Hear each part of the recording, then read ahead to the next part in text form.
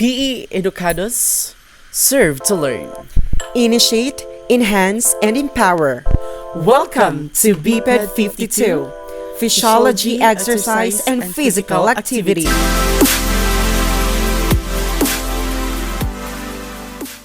Welcome. Are you excited for a fun learning session? So first, let us tackle about the muscular strength, the measurement and improvement. The weightlifting began as a spectator sport in America in the early 1840s, practiced by strong men, showcasing their prowess in traveling carnivals and sideshows. By the mid-1880s, measuring muscular strength became a popular way to evaluate an individual's physical fitness, particularly in schools and colleges. In 1897, at a meeting of college gymnasium directors, strength contests were established to determine overall body strength based on back, leg, arm, and chest strength. The first 6 colleges to participate included Amherst College, the Columbia University, the Harvard University, the University of Minnesota, the Dickinson College, and Wesleyan College. The overall winner of the competition was the Harvard, followed closely by Columbia. By the mid-1900s, physical culture specialists, bodybuilders, competitive weight lifters, field event athletes, and some wrestlers used weightlifting exercises. Research in the late 1950s and early 1960s showed that muscle strengthening exercises did not reduce movement speed or flexibility as previously believed.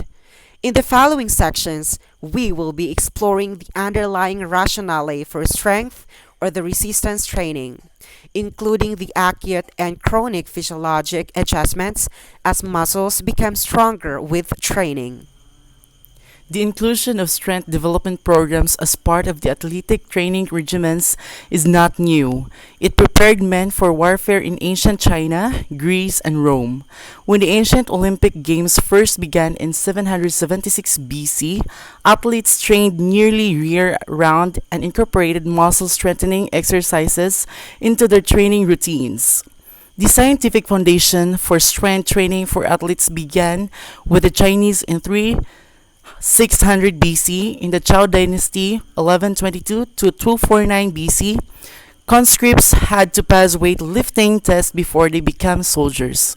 Weight training also took place in ancient Egypt and India. Sculptures and illustrations depict athletes training with heavy stone weights. Women also practiced weightlifting. Wall mosaics recovered from women villas showed young girls exercising with handheld weights. During the Age of Strength in the 6th century, weightlifting competitions often took place between soldiers and athletes. The quest to develop muscular strength led to different systems of resistance training. The first modern text detailing a strength training system appears to be the 1561 text by Sir Thomas Elyot entitled The Book Named the Guigneur. Elyot's treatise details a curriculum of study, including intellectual and artistic pursuits of physical education about the role of gymnastics and strength development standards to which a governor or landed gentry should aspire. In the 1860s, Archibald Maclaurin, a Scotsman, compiled the first system of physical training with dumbbells and barbells for use by the British Army. Resistance training and strength development, besides having a theoretical basis, apply to 6 main areas. First, weightlifting and powerlifting competition. So who is the strongest among all? Second will be the bodybuilding, maximize muscular development for aesthetic goals. The third one will be the general strength training, fitness and health enhancement. The fourth will be the physical therapy. It involves the rehabilitation from injury or disease. The fifth one will be the sport-specific resistance training. It maximizes sport performance. And the last one will be the muscle physiology, which includes the understanding muscle and structure. The three types of muscle action include: first, concentric action, or also called myometric. It represents the most common form of muscle action, and it occurs in dynamic activities where muscles shorten and produce tension through the range of motion, or ROM. Second, the eccentric action, or also called lengthening, strengthening, or plyometric, occurs when external resistance exceeds muscle force and muscles lengthens as tension develops. And third, isometric action, or also called static or stationary, occurs when a muscle attempts to shorten but cannot overcome the external resistance. Considerable force generates during an isometric action without noticeable muscle lengthening or shortening or joint movement. The term isotonic commonly describes concentric and eccentric muscle actions because movement occurs in both cases. This term comes from the Greek isotonus, iso meaning the same or equal, tonus meaning tension or strain. This term should not be applied to most dynamic muscle actions that involve movement because the muscle's force generating capacity varies as the joint angle changes. Thus, force output does not remain constant at the same percentage of maximum through the range of motion. Okay, let's proceed to the dynamic constant external resistance, or the DCER. So it refers to resistance training where external resistance or weight does not change, but lifting, or what we call as concentric, and lowering as eccentric phases occur during each repetition. So the DCER implies that the external weight or resistance remains constant throughout the movement. Let's tackle about the definition of selected terms appearing in the resistance training literature. First, the cheating. It talks about the breaking from strict form when performing an exercise. Like for example, rather than maintaining an start erect upper body allows when performing a standing arm curl, a slight body swing at the start, the movement allows the person to lift a heavier weight or the same weight more times.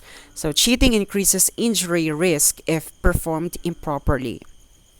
Second, the circuit resistance training, or the CRT.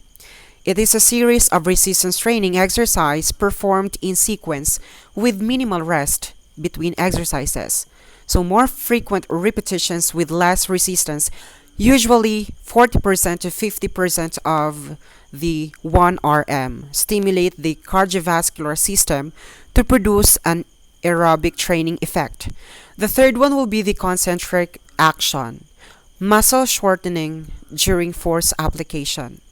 Fourth, the dynamic constant external resistance training. This is the resistance training where external resistance or weight does not change. Joint flexion and extension occurs with each repetition.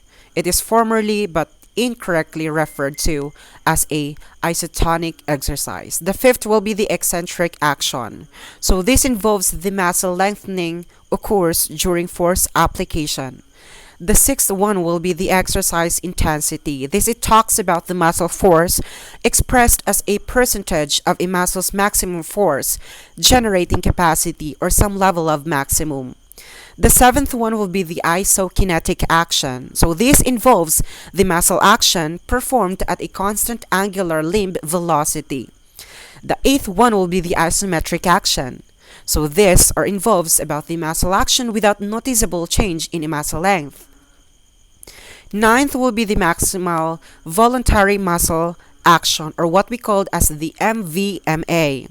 It is a maximal force generated in one repetition, or performing a series of submaximal actions to momentary failure.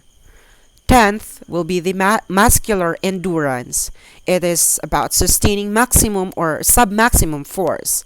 It is often determined by assessing maximum number of exercise repetitions at a percentage of maximum strength.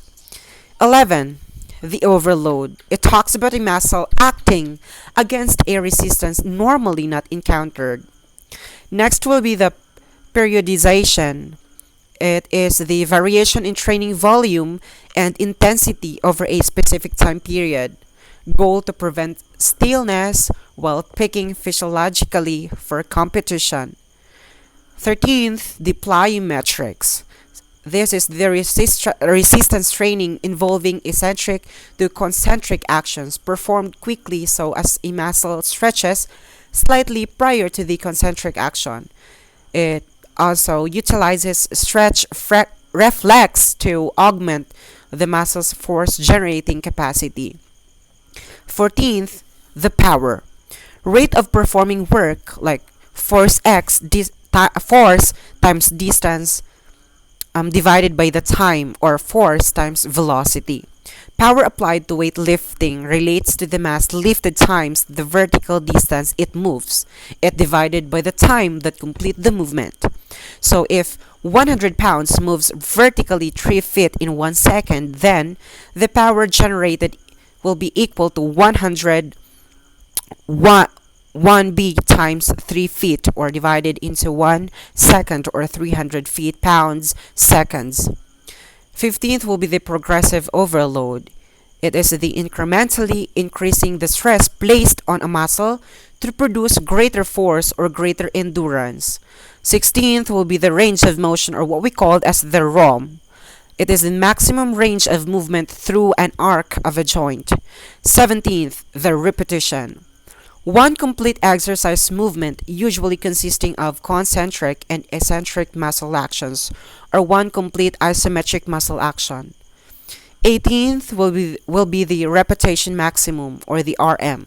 It is the greatest force generated for one repetition of a movement, or predetermined number of repetitions, like for example the RM or 10 RM. 19th will be the set. So it is the pre-established number of repetitions that is being performed. 20. The sticking point. Region in an exercise movement against a set resistance that provides the greatest difficulty to complete the movement. 21. The strength. The maximum force generating capacity of a muscle or group of muscles. 22. The torque, or the torque.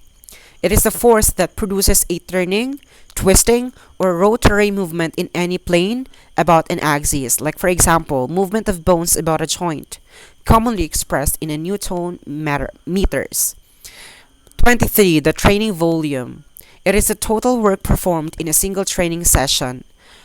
24. The variable resistance training. It is a training with equipment that uses a lever arm, the cam, the hydraulic system, or pulley to alter the resistance to match the increase and decreases in a muscle's capacity throughout a joint's ROM. 4 methods commonly assess muscular strength, or defined as the maximum force, tension, or torque generated a muscle or a muscle group. Cable tensiometry, dynamometry, 1 repetition maximum, and computer-assisted electromechanical and isokinetic determinations. Now let's talk about the cable tensiometry. It is increased force on the cable depresses a riser over which the cable passes. This deflects the pointer and indicates the amount of force applied.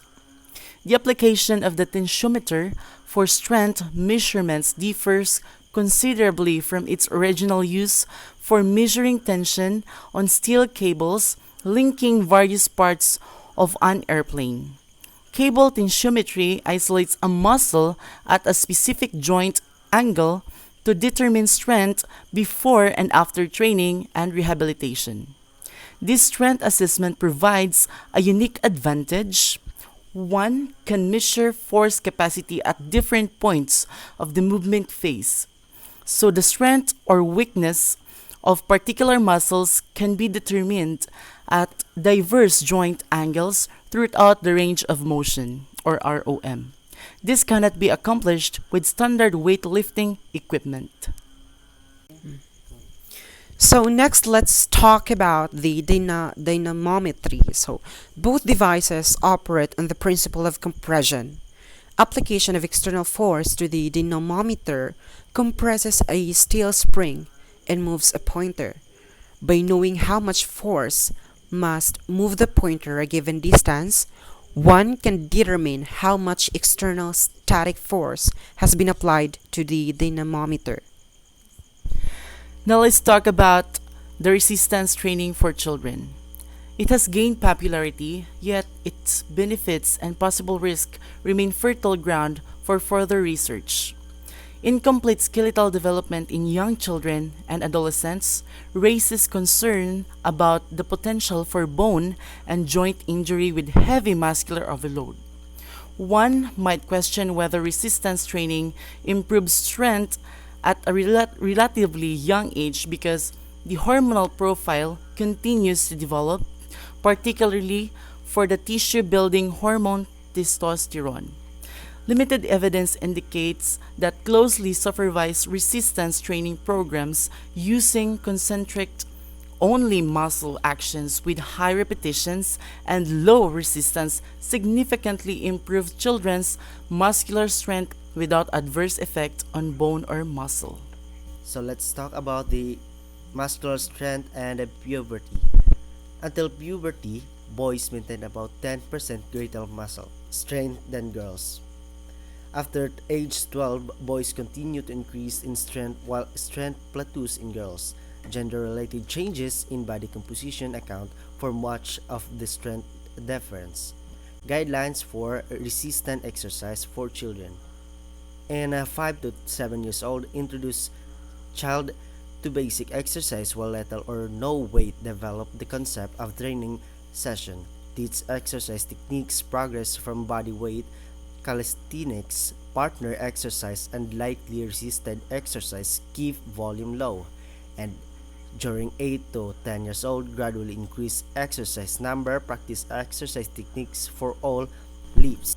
Start gradual progressive loading of exercise, keeping exercise simple. Increase volume slowly, carefully monitor tolerance to exercise stress.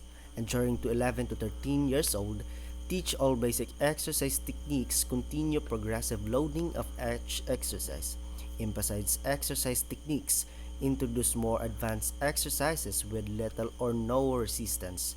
And during to 14 to 15 years old, progress to more advanced resistance exercise programs and sports specific components. Emphasize exercise techniques and increase volume. And 16 years old onward, entry level into adult programs after the person masters all background experience.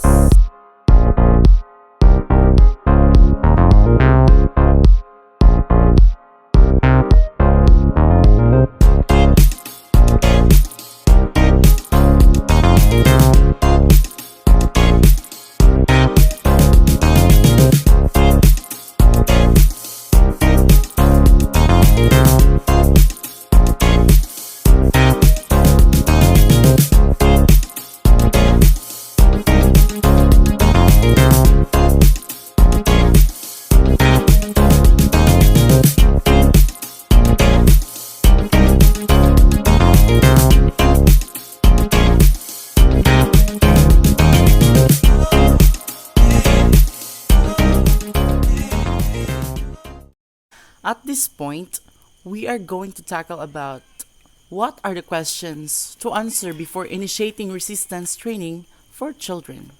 First, is the child psychologically and physically ready to participate? Second, does the child understand proper lifting techniques for each exercise? Third, does the child understand the safety needs? Fourth, does the equipment fit the child? And lastly, does the child have a balanced overall physical activity program? Isometric not ideal for sport training. Isometric training isolate, overload, and strengthen muscles to precise point in the room. The specificity of the training response makes isometric less than optimal for most sports activities. because sports require dynamic rather than statistic muscle actions. Thank you for being with us. And I am Matrico Castillo. I'm Sanchi Martilian. And I am Liagas Rafaela Chame. I am Edison J. Lindenberg Jr. And I am Marian B. M. Juan. Ad Maiorem Dei Gloriam. Bye-bye.